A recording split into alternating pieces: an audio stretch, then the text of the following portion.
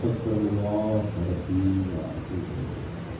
أعوذ بالله من الشيطان الرجيم. بسم الله الرحمن الرحيم. الحمد لله الذي لم يتخذ صاحبة ولا ولدا ولم يكن له شريك في الملك ولم يكن له ولي من الذل وكبره تكبيرا.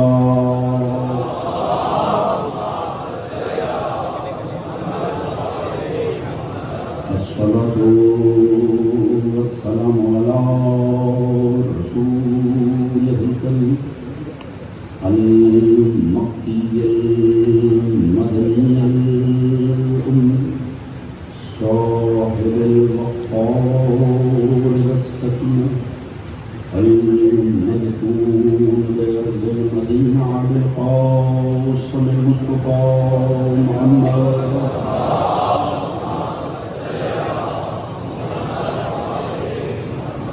وعلى آله الطيبين الطاهرين المظلومين المعصومين الذين عذب الله عنهم الرجس وطهرهم تطهيرا.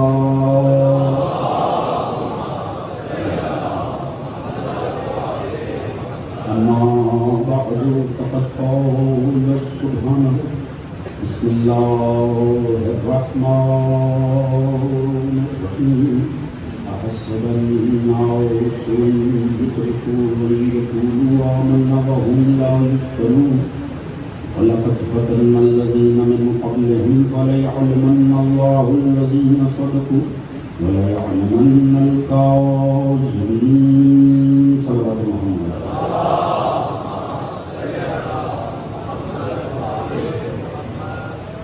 ظاہر بتانا بسر کے ذکر محمد وآل محمد اس پر شہزاد کا بچھایا جانا منتظمین کی مسلسل کاوش آپ دوستان کا مسلسل ذکر اعلان میں شریک ہونا پروردگار عالم اپنی بات ہے میں قبول منظور فرما. آل محمد کے ذکر کے صدقے میں جو بھی نیک دلی شرعی حاجات مومنین و مومنات کے دلوں میں ہے پروردگار ان سب کو قبول منظور فرما. پروردگار سبھی مومنین کے رزق عزت دولت علم فہم شعور صحت میں برکت عطا سبھی کے شرم عزت پڑھتے جان مال کو محفوظ فرمائے. سوائے غم آل محمد کے کوئی غم عطا نہ فرمائے. اس غم کو ہماری نسلوں میں جاری و ساری فرمائے. پاس صبح قیامت آنے والی ہماری نسلوں کو حکمران عزاداران محبان عاشقان و عزاداران امام مظلوم میں شامل فرمائے. پروردگار ہم سب کا خاتمہ بالحق بالخیر دین آل محمد کے قرار فرمائے اور آخرت میں ہم سب کو شفاعت محمد و آل محمد سے بہرمان فرمائے. ایک آواز بلند ضرور پڑھنے محمد و آل محمد.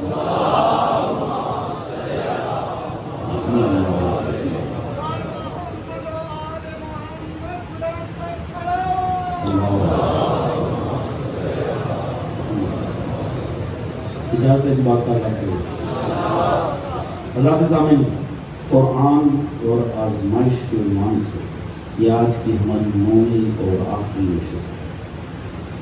جو دوستان گزشتہ 8 دنوں سے ساتھ تھے یقیناً موضوع سے مضبوط ہیں اور آج کیونکہ بہت سے چیزیں نئے ہیں کوشش یہ ہوگی کہ اس انداز میں گفتگو آپ حضرات کے ساتھ گوشت گزار کی جائے کہ جو نئے دوستان ہیں انہیں بھی بہرحال ایسا نہ ہو کہ ان کے ذہن میں نہ سما سکے کہ میرے جائز کیا ہے.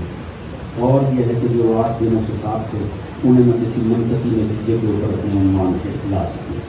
انشاءاللہ کوشش ہوگی پہلے 15-20 منٹ میں اپنے موضوع کو کسی نتیجے تک پہنچا کے باقی جو وقت ملے وہ پھر ذکر فضائل جانے اور مولا حسین کی عزت و عظمت جانے. کل ہم جس نتیجے پر پہنچے تھے یہیں سے خلافت سے بات کو آگے بڑھاؤں گا. آپ حضرات جو نئے ہیں یقیناً آپ کے ذہنوں میں ہوگا اللہ نے جناب موسیٰ کو فرعون کے سامنے بھیجا.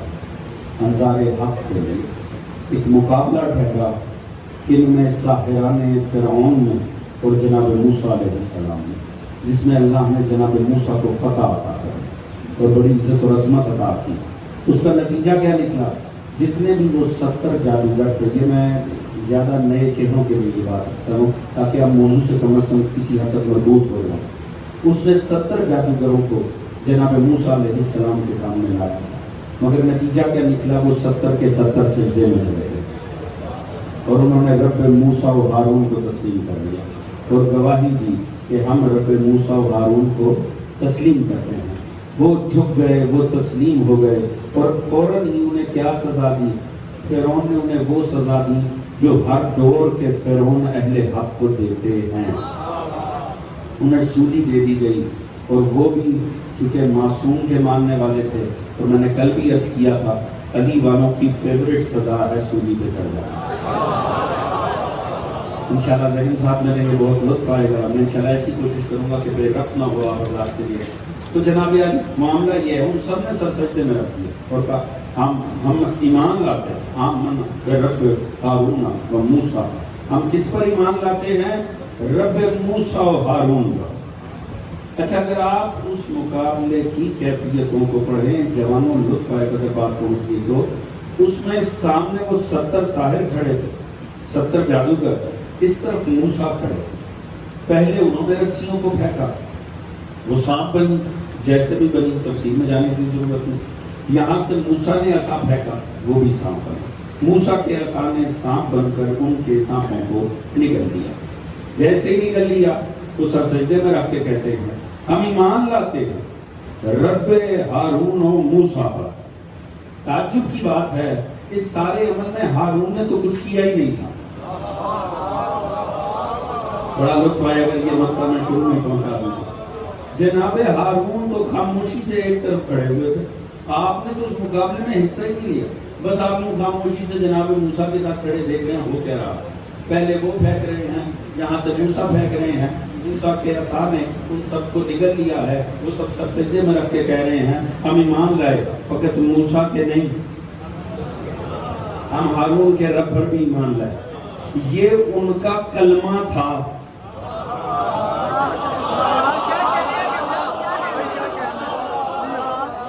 تو یقیناً سنیں گے نہیں انشاءاللہ.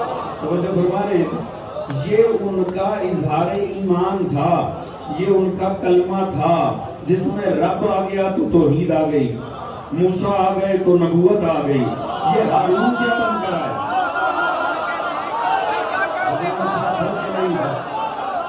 وہ 70 کے 70 شہدائے راہ خدا ہوئے مگر کتنا بڑا درس دے گئے. انہوں نے فوراً کلمہ پڑھا مگر کلمے میں جہاں توحید کو رکھا، نبوت کو رکھا، وارث کو نہیں چھوڑا. کسی بنی اسرائیلی نے آگے بڑھ کر یہ نہیں پوچھا کلمے میں اضافہ کیوں کر رہے ہو.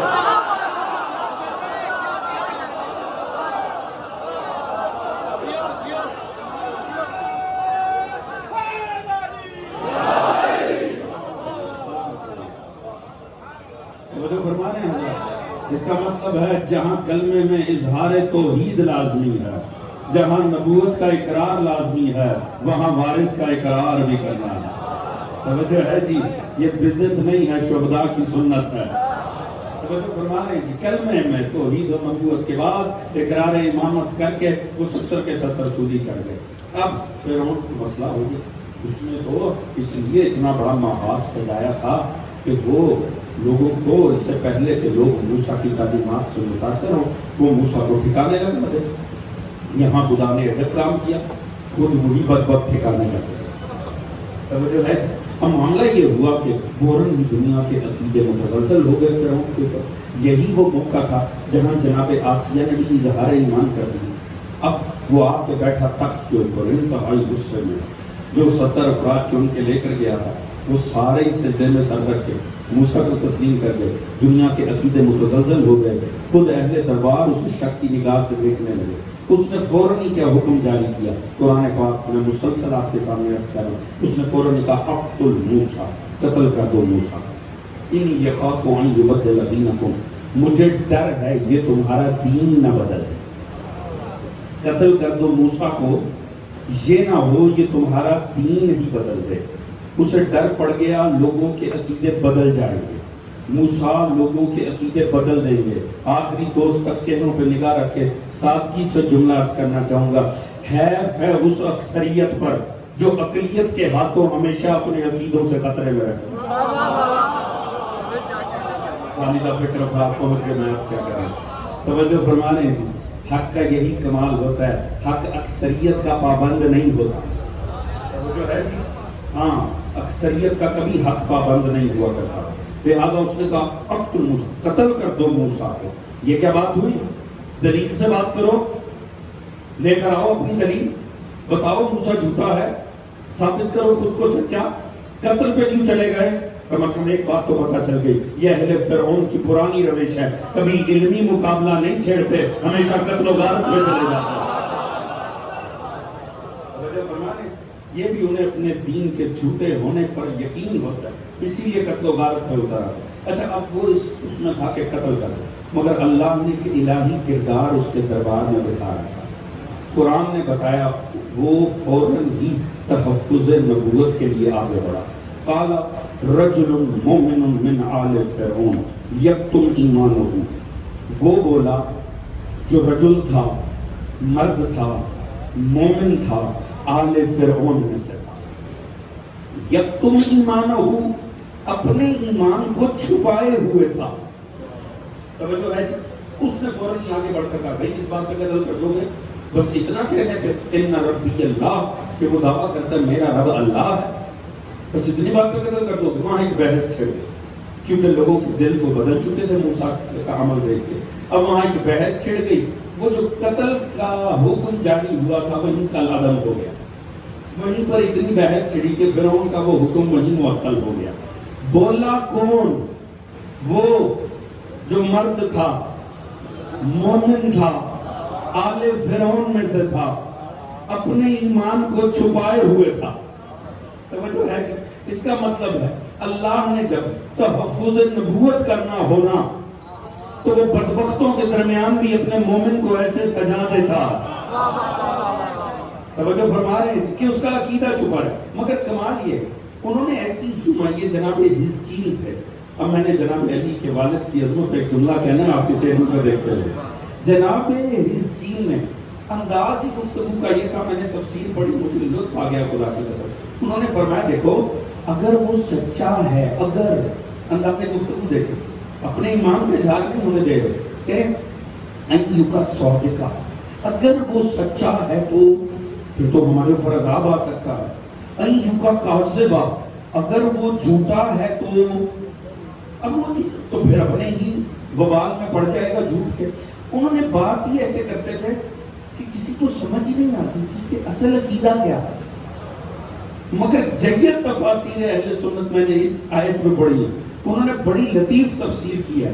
وہ فرماتے ہیں وہ بولتے ہی ایسے تھے کیونکہ تحفظ نبوت کرنا تھا نا, ان کا انداز گفتگو ہی ایسا ہوتا تھا کہ جو دربار میں بیٹھے ہوئے مومن ہے نا وہ سمجھ جاتے تھے یہ مومن ہے. بڑا لطف آیا آپ نے. اور جو کافر ہے نا انہیں لگتا تھا کہ کافر ہے. ان کا انداز گفتگو ہی ایسا تھا. مومن انداز گفتگو سے پہچان جاتے تھے مومن ہے, کافر انداز گفتگو سے سمجھتے تھے کافر ہے. اب پتا چلا جو تحفظ نبوت کی خاطر اپنے عقیدے کو چھپائے ہوئے ہونا, اس کا عقیدہ تلاش نہیں کرتے, اس بے عقیدے سے پتا چلتا ہے کون مومن ہے کون کافر ہے. اس بے عقیدے سے پتا چلے گا. مومن جان لیں گے مومن ہے, کافروں کو لگے گا کہ کافر ہے. لہذا جو اللہ کے نبی کی خاطر اپنے عقیدے کو چھپائے گا وہ تو خود معیار ایمان بن جائے گا. اب ہوتا کیا ہے, حضور مشکل میں آ گئی فرعونیت. اب پروردگار نے دیکھا ابھی بھی اکثریت نے ایمان قبول نہیں کیا. اب پروردگار نے عذاب بھیجنے شروع کر اور ایسے ایسے عجیب عذاب آئے نا. اب دو قومیں رہ رہی ہیں, ایک موسیٰ کی بنی اسرائیل, ایک قبطی فرعون کی. اب بار بار اللہ نے عذاب بھیجا. پہلا عذاب آیا ٹڈیوں کا, چھوٹے چھوٹے سے پرندے, ان کے برتنوں میں بستروں پہ ہر جگہ جینا حرام ہو گیا, فصلیں بھی کھا گئے, بری حالت ہو گئی. وہ عذاب ختم ہوا کس طرح؟ موسیٰ کے پاس گئے. کہ موسیٰ اس عذاب سے ہماری جان چھڑا۔ موسیٰ دعو لنا ربک، اپنے رب سے دعا مانگے۔ موسیٰ نے دعا مانگی، عذاب ختم ہوا۔ تھوڑے عرصے بعد دوبارہ عذاب آیا، اب آیا خون، ہر جگہ خون ہی خون۔ کوئی پانی کا برتن رکھتے تھے خون ہو جاتا تھا، کوئی سالن رکھتے تھے بیچ میں خون آ جاتا تھا، زندگی حرام ہو گئی۔ پھر آگے دروازہ موسیٰ پر، موسیٰ مدد کر دے، تو نہ ہو ہم ہلاک ہو جائیں۔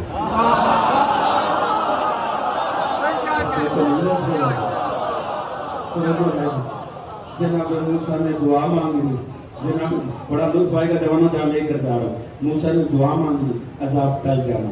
پھر وہیں کے وہیں کافر کے کافر، پھر حیا شرم نہیں آئی کہ ہر دفعہ کام آ جاتا ہے تو مان ہی لیتے۔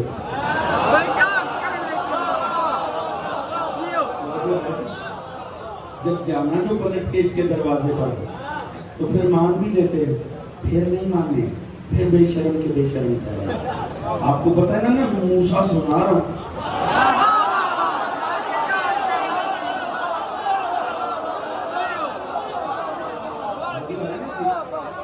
میں موسیٰ سنا رہا ہوں، میں فرعون سنا رہا ہوں۔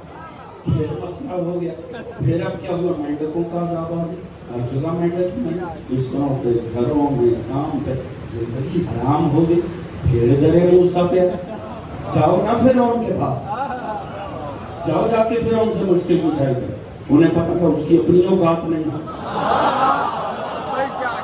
توجہ ہے جی، فقط دعویٰ کر لینے سے کیا بن جاتا ہے، توجہ ہے جی۔ لہٰذا جناب موسیٰ، یا موسیٰ دعو لنا ربک، موسیٰ خدا را اپنے رب سے دعا مانگ، ہماری جان چھڑا دے۔ کیا کریں گے، لِنُؤْمِنَ لَكَ، ہم تجھ پر ایمان لے آئیں۔ وَلَنُرْسِلَنَّ مَعَكَ بَنِي إِسرائيل، تو یہی چاہتا نا بنی اسرائیل کو لے کر چلا جائے، ہم جان چھوڑ دیں، ہم جان چھوڑ دیں گے۔ خدا را ہماری جان چھڑا دیں گے عذابوں سے۔ وہ جو دوست مجھے آخر تک نظر آ رہا ہے اور باقی بیٹھے ہوئے جتنے دوستان ہیں اہل لاہور، میری آپ کے تم سبھی کے چہروں پہ نگاہ نہیں ہے، مگر مجھے امید ہے بات پہنچی، سمجھا سکا، جہاں جہاں بیٹھے ہو ساتھ دے دو گے، کم از کم جو سامنے ہیں وہ تو مجھے نظر آنے چاہیے۔ کمال یہ ہے، بار بار گئے کس کے پاس، موسیٰ کے دروازے پر۔ ایک دفعہ بھی موسیٰ نے یہ کہہ کر نہیں بھگایا بدبختو بھاگ جاؤ، جب مانتے نہیں ہو تو مشکل کشائی کے لیے کیوں آتے؟ توجہ ہے جی، کیوں مشکلیں حل کرنے میرے پاس آتے ہو؟ بھاگ جاؤ یہاں سے، بن بیٹھے ہو نا۔ توجہ فرما دے، موسیٰ ایک دفعہ تو کہتے فرعون سے، تو نے دعویٰ کیا ہے نا، تو بیٹھا ہے نا، تو پھر خود ہی اپنے مسئلے کا میرے دروازے پر کیوں آتا؟ ایک دفعہ نہیں، وہ جتنی دفعہ فرعون دروازہ موسیٰ پہ آیا، موسیٰ نے اتنی دفعہ مشکل کشائی کی۔ آخری دوست کے چہرے پہ نگاہ رکھ کے جملہ عرض کرنے جا رہا ہوں، حضور میں نے بڑے غور سے ساری تفسیریں پڑھی، بڑے غور سے قصص الانبیاء کی کتابیں پڑھی، بار بار فرعون آیا، بار بار موسیٰ نے مدد کی، کسی ایک مورخ نے نہیں لکھا آپس میں تعلقات بہت اچھے تھے۔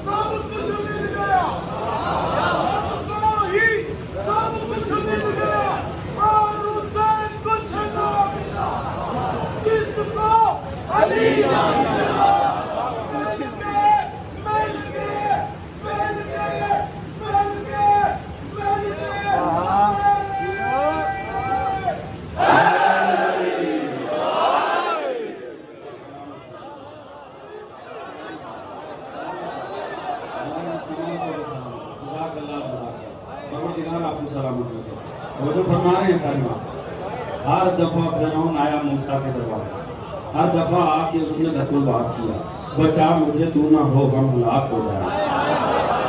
توجہ فرما کے ایک دفعہ موسیٰ نے یہ کہہ کے نہیں بھگایا، ملعون بھاگ جائے یہاں سے، ہاں بنا خود ہوا ہے، مدد کے لیے میرے پاس آتا ہے۔ ہر دفعہ جناب موسیٰ مدد کرتے رہے، ہر دفعہ فرعون کے لیے مدد ہوتی رہی، کہیں کوئی نہیں کہتا تعلقات بہت اچھے۔ فرعون اور موسیٰ میں یاری ہو گئی تھی۔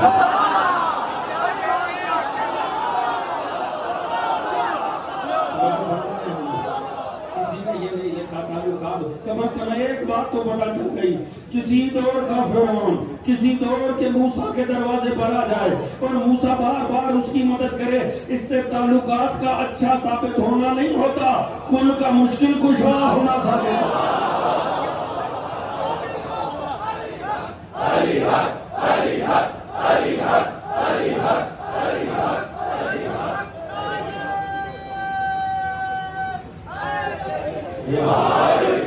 وہ جو فرما رہے ہیں اب جناب عذاب نکلنے اب پروردگار نے دیکھیے کہ اگلے قدم اٹھانا، یہاں سے بڑے اہم نکتے ہیں، جوان بیٹھے اور پورا شہر لاہور بیٹھا ہے اور یقیناً پاکستان کی نمائندگی بھی یہاں مومنین کر رہے ہیں۔ حضور ذرا میری بات کو سمجھیں، آپ نے فرمایا وَأَوْحَيْنَا إِلَىٰ مُوسَىٰ وَأَخِيهِ، ہم نے وحی کی موسیٰ اور اس کے بھائی کو۔ کیا کرا؟ دیکھنے کرنا کیا ہے؟ فرعون سے جان چھڑانی ہے، مظلوم پسی ہوئی قوم ہے، یا اللہ بعد میں کیا ہوا؟ دریا میں غرق کر دیا، یا اللہ معجزے سے تبدیلی دیا، وہ معجزے سے تبدیلی نہیں لایا۔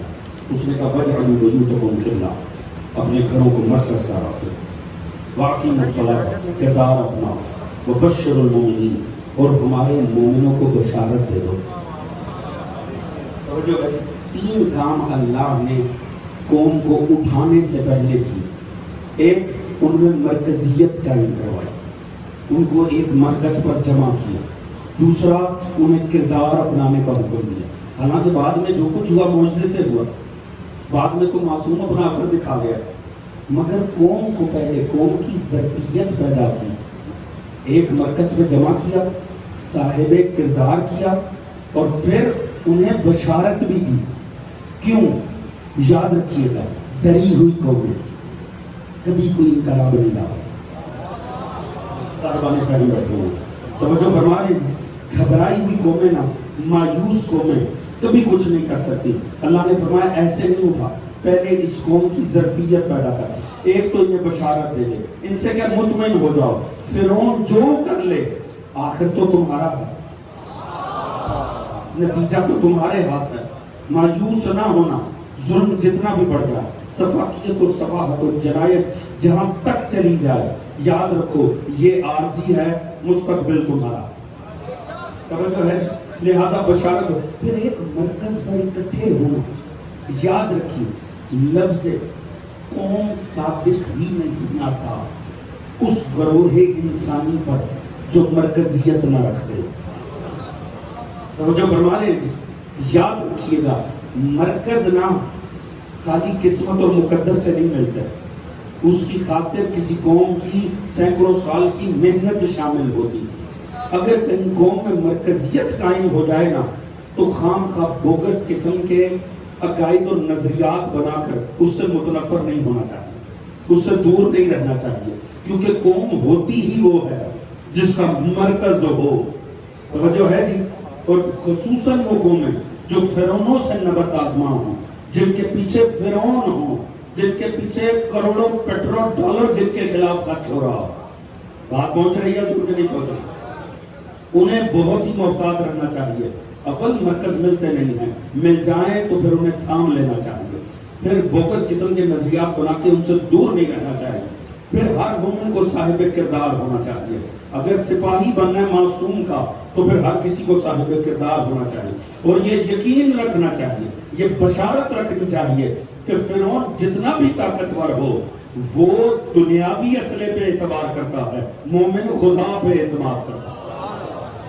وہ جو فرما رہے ہیں جب یہ مرحلے طے کروا لیے خدا نے، اب فرمایا وَأَوْحَيْنَا إِلَىٰ مُوسَىٰ، اب ہم نے وحی کی موسیٰ اس عبد عبادی، ایسا کیجئے میرے لوگوں کو لے کر اٹھے، اِنَّكُمْ مُتَّبَعُونَ، آپ کا اتباع کی آپ کے پیچھے آیا جائے گا، یعنی فرعون آپ کے پیچھے آئے گا۔ موسیٰ نے لشکر اکٹھا کیا، ایک چونکہ پہلے مرکز بنوا لیا تھا، اس کا فائدہ کیا ہوا؟ موسیٰ نے ایک کال دی، پوری قوم اکٹھے ہو کے چلے۔ دیکھیے آگے غرق ہونا ہے فرعون، مگر مومن قوم کا بھی ذرا اعتماد موسیٰ پہ دیکھے، پہلے مرکز قائم کروایا، یہی تو مرکز کی خوبی ہوتی ہے، تاکہ جب ایک صدا قوم کو دی جائے تو لوگ گروہوں میں نہ بٹ جائیں، ایک مٹھی بن کے دشمن کے سامنے آ جائے۔ اسی لیے دشمن ہر دور کا فرعون کوشش کرتا ہے مومنوں میں اتنے اختلاف ڈال دو یہ کبھی ایک مٹھی نہ ہو سکے۔ توجہ فرما رہے ہیں جی، وہ کبھی عقیدے سے آتا ہے، کبھی نظریے سے آتا ہے، کبھی کچھ، وہ چاہتا ہے مومن آپس میں تقسیم ہے، یہ ایک دوسرے سے لڑتے رہے، یہ ایک دوسرے کو مشکوک آنکھوں سے دیکھتے رہے۔ کیوں؟ اگر یہ ایک ہو گئے ہمارا کاروبار کیسے چلے گا؟ توجہ ہے، یقیناً باتیں پہنچ رہی ہوں گی۔ میں اپنے موضوع کو کنکلوڈ کر رہا ہوں اور یہ بات بڑی سمجھنے کی ہے جو میں آپ کو دے رہا ہوں۔ اب ہوتا ہے جناب موسیٰ نے صدا دی، ساری قوم اٹھ کر چل پڑی، جیسی ساری قوم اٹھ کر چلی پیچھے آیا فرعون۔ اب یہاں اللہ نے ہمیں اصحاب موسیٰ کا ایک بڑا مختلف رویہ دکھایا اور لفظ خود قرآن نے استعمال کیا۔ اب جب چلے نا آگے دریا آ گیا، اب آگے دریا ٹھاٹھے مار رہا، پیچھے مڑ کے دیکھا فرعون کا لشکر آ رہا، 5-6 لاکھ کا فرعون کا لشکر پیچھے، ہاتھوں میں تلوار لے کر آگے دریا۔ قال اصحاب موسیٰ، موسیٰ کے صحابہ کہنے لگے انا لمدرکون۔ اب یہ انا لمدرکون کا ترجمہ میں کوئی اور بھی کر سکتا ہوں، مگر اہل لاہور بیٹھے ہیں نا، میں وہ کرتا ہوں جو ہر جوان کے ذہن میں سما دے، سرکار مروا دیا۔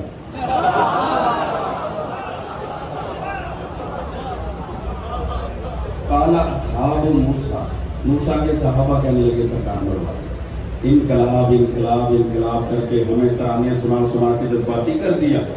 ہم اٹھے ہیں، لوگ سامنے دریا ہے، پیچھے وہ دیکھیں مارنے کے لیے فرعون چل رہا ہے، خام خواہ جذباتی کرتے ہیں، اچھے بھلے گھروں میں بیٹھے۔ توجہ ہے حضور، یہ بھی ہوتا ہے، یہ بھی آزمائش قرآن دکھا رہا ہے۔ ذرا سے حالات بگڑے نا تو لوگوں کے ایسے عقیدے کے پاؤں پھولنے لگتے ہیں، ہاتھ پاؤں ایسے پھولتے ہیں، انہیں انقلاب ہی برا لگنے لگتا۔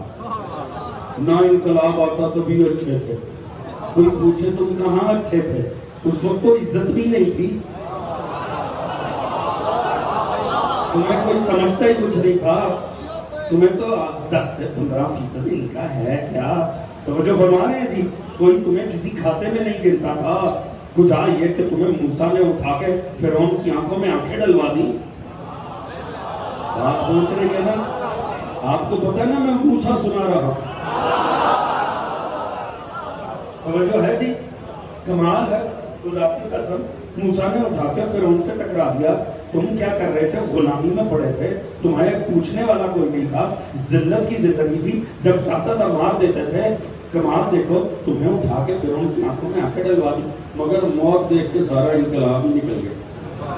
توجہ ہے جی، تو حضور معاملہ یہ ہے، وہ موسیٰ جو ایک سانپ سے بھاگ گئے تھے خوف زدہ، میں نے پچھلی مجلس میں بتا دیا وہ خوف بھی ہدایت کے لیے تھا، وہ موسیٰ کہنے لگے کلا، ہرگز نہیں، ان اللہ ربی معی صحیح، اللہ ہمارے ساتھ ہے۔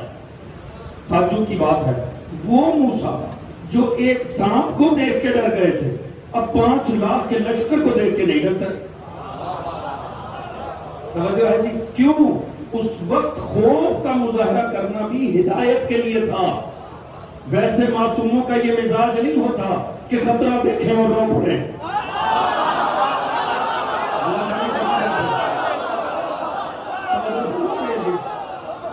خطرہ دیکھ کر رو پڑنا بے ایمان ہونے کی دلیل ہوتی ہے، اور خطرہ دیکھ کر سو جانا صاحب ایمان۔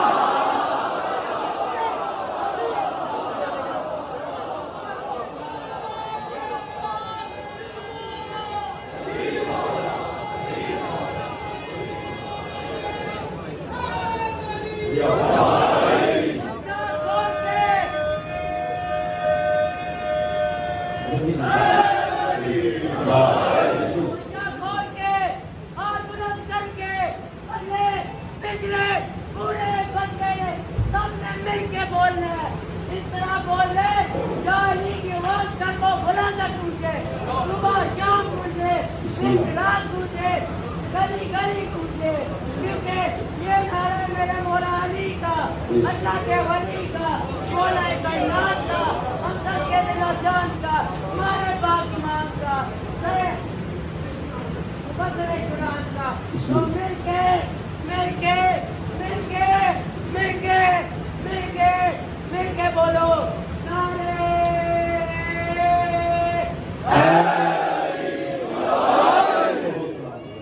توجہ فرما رہے ہیں حضرات، ساتھ ہے کہ نہیں ہے؟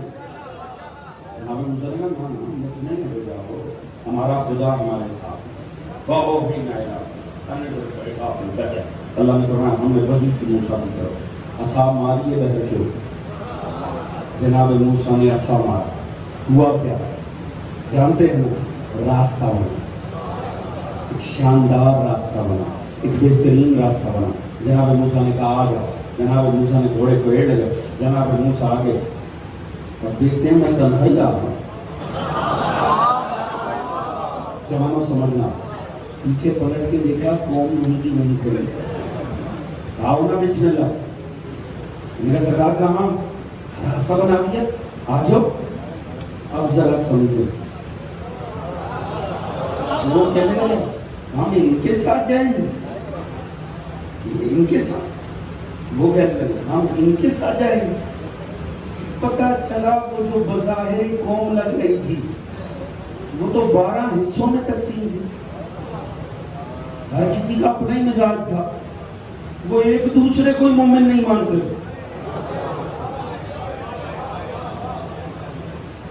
پہنچ رہی ہے نا بات جوانوں؟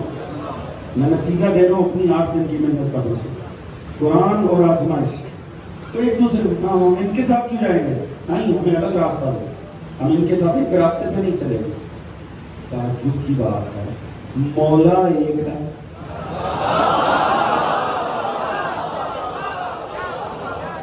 اللہ جانے کیسے کیسے جاہل اس قوم میں تبلیغ کر رہے تھے کہ کوئی دوسرے کو مومن سمجھنے کو تیار نہیں، ہر کوئی ایک دوسرے کو مختلف حیرت سے دیکھ رہا، نا صاحب ہم ان کے ساتھ ہی جائیں، ان کا یہ مسئلہ، ان کا وہ مسئلہ۔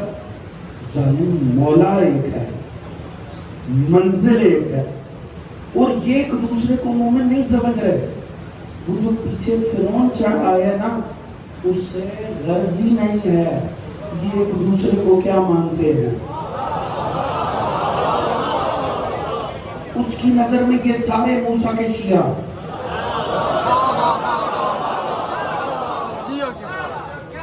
بات پہنچ رہی ہے کہ نہیں پہنچ رہی؟ قرآن اور آزمائش، میں اپنا موضوع ختم کرنے جا رہا ہوں، پوری توجہ جاؤ۔ حضور کمال یہ دیکھیے، وہ ایک دوسرے کے ایمان پہ مشکوک ہیں، وہ ایک راستے پہ چلنے کو تیار نہیں ہیں، مگر وہ پیچھے جو بدبخت اپنا لشکر لے کر چڑھ آیا ہے اسے غرضی نہیں ہے ان کے آپسی مسائل کیا ہیں، ان میں کون کیا پڑھتا ہے کون کیا نہیں پڑھتا، کون کیا کرتا ہے کون نہیں کرتا۔ بات پہنچ رہی ہے اہل لاہور، بات پہنچ رہی ہے۔ عرض کروں اسے کوئی غرض نہیں یہ کیا کرتے ہیں، اس نے تو شناختی کارڈ دیکھ کے مار دینا ہے۔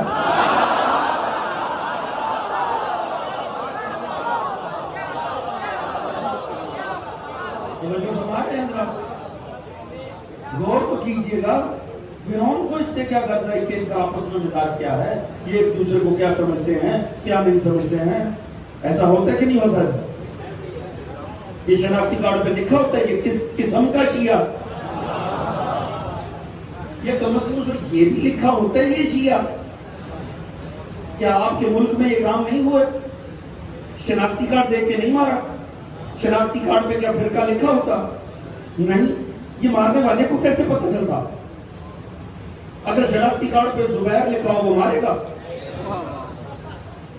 توجہ فرما رہے ہیں حضرات، ولید لکھا ہو مارے گا، حسنین لکھا ہو چھوڑے گا، علی لکھا ہو چھوڑے گا۔ تو مجھے امام سے بتانا دشمنی کس سے ہوئی؟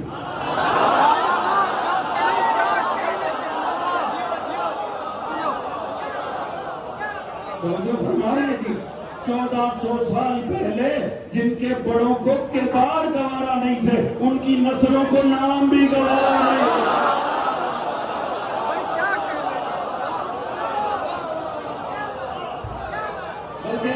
رک جائیے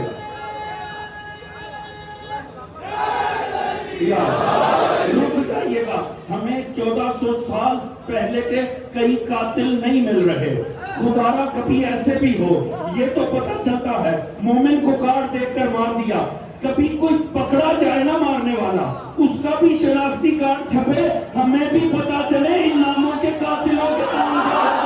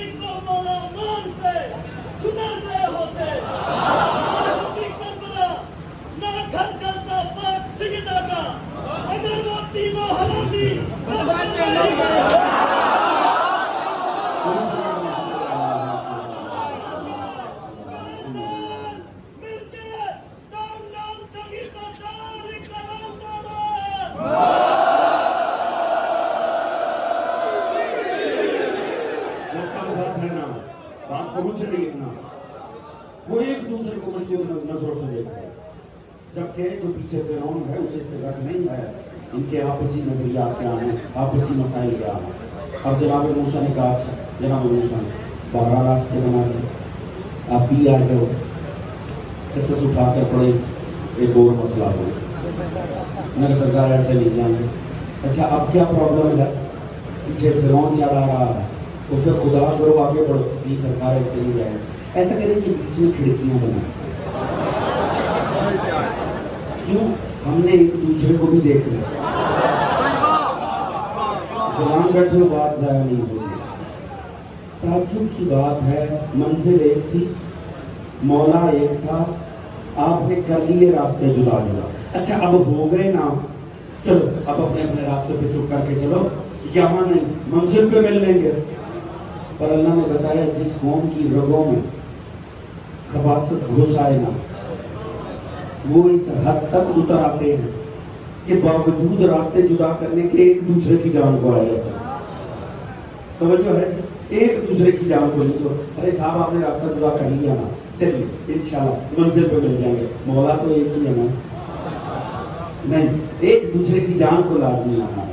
موسیٰ نے کھڑکیاں بھی بنا دی، چلو جی کھڑکیاں آپ تو یہ یہاں سے پار ہوئے، پیچھے فرعون آ رہا، پروردگار نے فرمایا وَأَنجَيْنَا مُوسَىٰ وَمَن مَعَهُ أَجْمَعِينَ، ہم نے موسیٰ اور اس کے تمام جو معه تھے ہم نے سب کو نجات دیا۔ وَأَغْرَقْنَا الْآخِرِينَ، وہ پیچھے جیسے فرعون اندر داخل ہوا اپنی قوم کے ساتھ، آپ جانتے ہیں نا کیا ہوا، ادھر موسیٰ کا آخری پار ہوا، ادھر فرعون کا آخری داخل ہوا، وہ پار ہوئے، نجات مل گئی، انہیں اللہ نے غرق کر دیا۔ قوم تو ایسی چیز کہ ایک دوسرے کی شکل دیکھنے کو راضی، ہزاروں مسائل، مگر اللہ نے نجات دی تو سبھی کو دے دی۔ جوانوں ذہن صاحب لوگ لکھ رہا ہے، اللہ نجات دینے پہ آیا تو سبھی کو دے دیا۔ میں نے بڑی غور سے تفاصیل کو پڑھا، یا اللہ جب قوم اس حد تک بے شرمی پر اتری ہوئی تھی، جب قوم اس حد تک عامیانہ فکر ہو گئی تھی، تو نے کیوں سب کو پار کر دیا؟ کسی مفسر نے اول تو لکھا تو ایک ہی وجہ لکھی، فرمایا قوم تو خاص نہیں تھی، مولا بڑا کام تھا۔ قوم دوبارہ ٹکڑوں میں بڑھ چکی تھی۔ یہ جملہ میرا نہیں ہے، شام غریبہ کی مجلس میں اللہ ان کے درجات بلند فرمائے، طالب جو بھی صاحب قبلہ مرحوم کے، اللہ انہیں جوان ائمہ معصومین میں جگہ عطا فرمائے، اس جملے کا اجر انہیں عطا فرمائے۔ انہوں نے کمالی جملہ یہاں کہا ہے، فرماتے ہیں قوم تو 12 حصوں میں بٹی ہوئی تھی، قومیں ایک تھی نہیں، قوم تو اصل میں 12 تھی۔ ہاں معاملہ کیا تھا؟ مولا ایک تھا، چاہے وہ بٹ چکے تھے مگر مولا ایک تھا۔ دنیا والوں اپنی نجات کی فکر کرو، اس مکتب کو چھوڑ دو، کیوں ہمیں قرآن بتا چکا ہے قومیں 12 ہونا، امام ایک ہو کامل، 12 کی 12 بچ جاتی ہیں۔ جب ایک کامل امام 12 قوموں کو بچا سکتا ہے تو 12 امام مل کے ایک قوم کو کیوں نہیں؟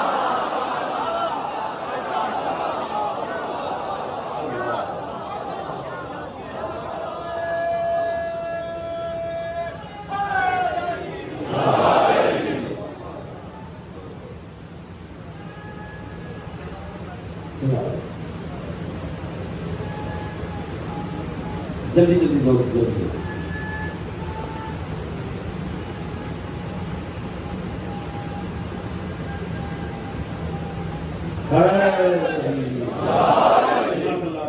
جو ہے نا سیدھا. اچھا جیسی پانی کی لہر ہوگی جی ایک لطیف جملہ سنیے اور پھر میں آپ کو بس ایک آدھ جملہ امام کی عظمت پہ آپ کی ذہن میں کما حضور کمال یہ دیکھیے جیسی پانی کے درمیان آیا نا. اب قرآن سورہ یونس نے بتایا اس کی حالت کیا ہوئی فرعون حتی اذا ادرکہ الحق جیسے اسے درک ہوا نا میں تو ہوا کر قال آمنت انہ لا الہ الا الذی آمنت بہ بنو اسرائیل وانا من المسلمین. جیسی بدبخت نے دیکھا نا موت سامنے ہے میں گھر کھونے لگوں فوراً ہی کہتا ہے میں بھی ایمان لاتا ہوں. اچھا یہ نہیں کہا حق کے خدا کو سچ کے خدا کو بنی اسرائیل کے خدا کو دیکھا نا ان کا خدا انہیں بچا گیا میں بھی اس بہانے بچ جاؤں. یعنی اظہار ایمان میں ہی نفاق موجود ہے. توجہ ہے جی میں بھی ایمان لایا بنی اسرائیل کے خدا پہ مگر مجھے فرعون تھا غرق ہو گیا خدا کی اس پہ لعنت ہو مگر مجھے اس کے آخری جملے کا بڑا لطف آیا وَأَنَا مِنَ الْمُسْلِمِينَ میں بھی ہوں مسلمانوں میں سے. زمانہ تھکنا جانا بڑا لطف آئے گا. اسے نہیں پتا تھا مومن بھی ہوتے ہیں پر اس نے کہا میں بھی ہوں مسلمانوں میں سے. کیوں؟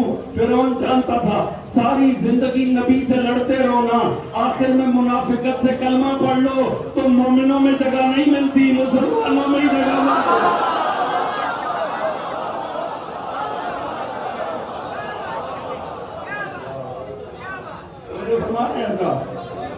غرق کر دیا خدا کی ذات نے حالانکہ وہ کہہ رہا تھا میں ایمان لے کر آ رہا. خدا نے تسلیم نہیں کی. کیوں؟ آزمائش کی حضور ایک حد تک کی خدا اجازت دیتا ایک حد کے بعد تو پروردگار اجازت نہیں دیتا. خدا نے غرق کر دیا.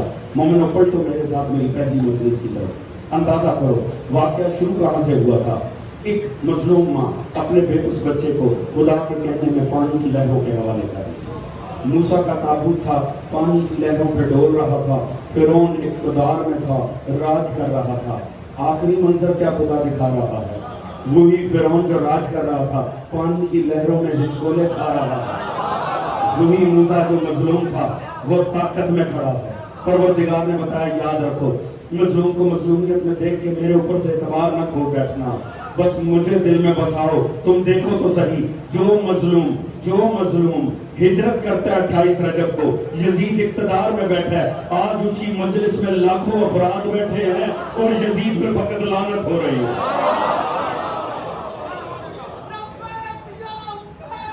لبیک یا حسین لبیک یا حسین لبیک یا حسین لبیک یا حسین.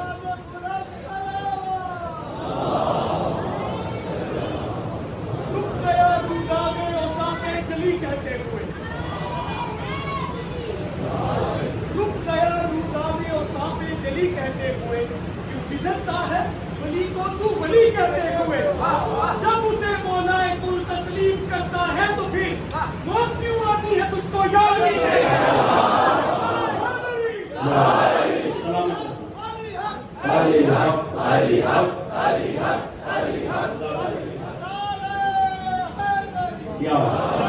جوان ساتھ ہے نا میں عظمت امام علی مقام کے دو جملے عرض کر لوں.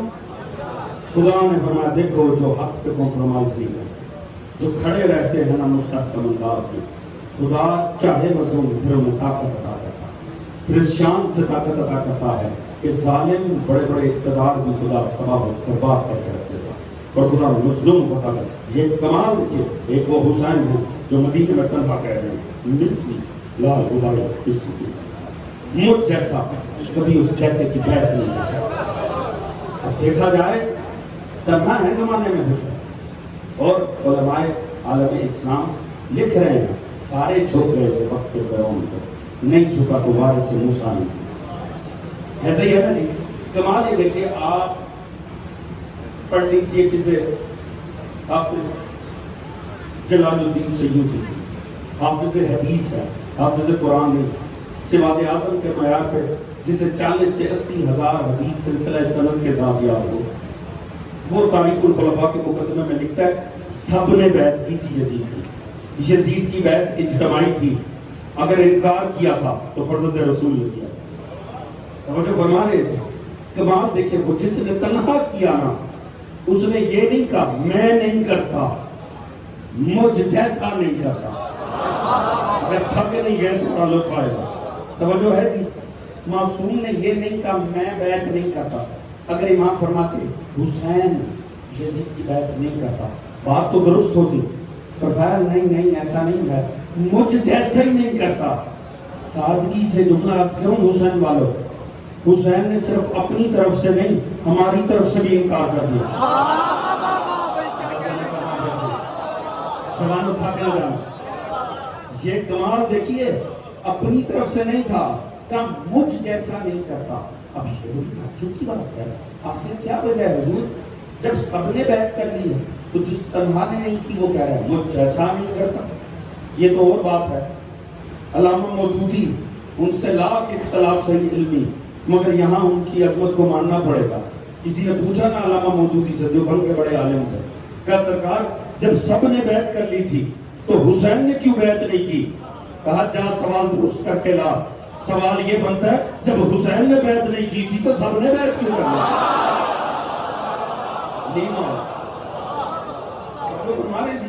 سوال یہ نہیں بنتا کہ سب نے بیعت کر لی ہے تو حسین نے کیوں نہیں. حسین اپنے میں معیار ہے, مگر دیکھیے فرزند رسول ہے مجھ جیسا ہی نہیں کرتا. اچھا وہ جو معاشرے میں تنہا ہے وہ کہہ رہا ہے مجھ جیسا نہیں کرتا, اور آج کا مورخ گواہی دے رہا ہے سب نے کی تھی. تو یہ مجھ جیسے کون تھے؟ نہیں گئے بڑا نتیجہ دینے جا رہا ہے. یہ حسین جیسے کون تھے؟ باقیوں کے متعلق تو مورخ کہہ رہے ہیں سارے کیے بیٹھے تھے, اور امام فرماتے, امام تو ایسے فرماتے جیسے کہ گلگلیہ ہے, یہ اصول ہے, مجھ جیسا نہیں کرتا. جبکہ عالم یہ ہے سب کر چکے ہیں. تو جو ہے میری جانے معاملہ کیا, میں فضائل امام کی عظمت میں جملہ عرض کرنا چاہتا ہوں. کمال یہ دیکھیے, آج کے مورخ کو پتہ ہے سب نے کر دی تھی, آپ کے خیال میں یزید کو نہیں پتا تھا؟ بھئی آج کے مورخ کو پتہ ہے سب بیعت کر چکے ہیں, تو اس کا مطلب ہے یزید کو تو بہتر پتا ہوگا, سب بیعت کر چکے. کمال دیکھیں, سارے اپنا ہاتھ یزید کے ہاتھ میں دے چکے ہیں, وہ ان کے ہاتھ کو ایک طرف رکھ کے حسین کے ہاتھ کے پیچھے. میں نے جملہ بڑا عرض کرنے میں پوری توجہ چاہوں گا, جہاں جہاں دوست بیٹھے ہو میرا ساتھ دے دینا, جہاں جہاں حسین والے بیٹھے ہو اس ایک جملے میں خراج تحسین ہے امام معصوم کو. کمال یہ دیکھیں, ہر کوئی اپنا ہاتھ یزید کے ہاتھ میں دے رہا ہے, یزید اس ایک ہاتھ کے پیچھے ہے جو اس کے ہاتھ میں نہیں آ رہا. ایک ہی ہاتھ ہے نا, چھوڑ دے بھئی. جب سارا زمانہ مان گیا ہے, اس پورے مجمع میری تائید کرے, ایک نہ بھی دوست مانے, مجھے کیا لگے؟ توجہ فرما رہے تھے. مگر یزید اسی ایک ہاتھ کے پیچھے ہے. وہ مدینے میں ہے تو مدینے جاتا ہے, وہ مکے میں ہے تو مکے جاتا ہے, وہ مکے سے نکلتا ہے پیچھے پیچھے لشکر بھیجتا ہے. آخر کیوں؟ یزید کو بھی پتا ہے ہاتھوں کی اہمیت کا فرق کیا ہوتا. اللہ نے کہاں بیٹھے حضور جملہ پہنچے میرا ساتھ ضرور دینا. وہ اپنا ہاتھ یزید کے ہاتھ میں دے رہے ہیں, یزید حسین کے ہاتھ کے پیچھے جا رہا ہے. جملہ عرض کروں, لعنت ہے ان سب کے ہاتھوں پر, حیف ہے ان بیعت کرنے والوں پر جن کی بیعت یزید جیسے کو بھی مطمئن نہ کر سکتا.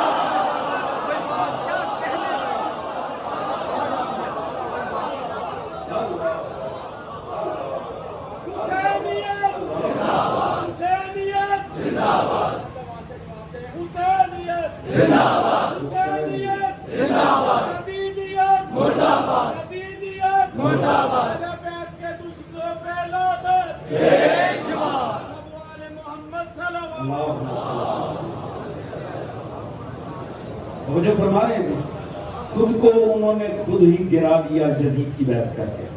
آج ان کا نام ہی کوئی نہیں تاریخ میں ہے, سرفراز ہے تو ذات گرامی ہے حسین. کیوں یزید جا رہا تھا حسین کے ہاتھوں, جبکہ سارے ہاتھ اس کے ہاتھوں میں آ چکے. اسے پتا تھا ان ہاتھوں کی اتنی اوقات ہے جتنی ان جسموں کی اوقات ہے جن سے یہ ہاتھ جڑے ہوئے ہیں. جب جسموں کی ویلیو نہیں ہے تو ہاتھوں کی قدر کیا ہوگی. پر یہ جو حسین کا ہاتھ ہے نا, یہ اس کا ہاتھ نہیں, یہ ابراہیم کا ہاتھ ہے. یہ موسیٰ کا ہاتھ ہے، یہ مصطفیٰ کا ہاتھ ہے، یہ 1.25 لاکھ نبیوں کا ہاتھ۔ یہی ایک نقطہ تھا جس نے حسین کو اپنا ہاتھ یزید کے ہاتھ میں دیا، مگر نتیجہ دیکھیں حضور، وہ جو مظلوم اور تنہا نکلا تھا آج اسی کا شاندار ہوتا۔ اگر زائر ہیں تو اسی کے ہیں، عاشق ہیں تو اسی کے ہیں، نام لیوا ہیں تو اسی کے ہیں۔ کہاں گیا یزید، کہاں گیا یزید کا اقتدار؟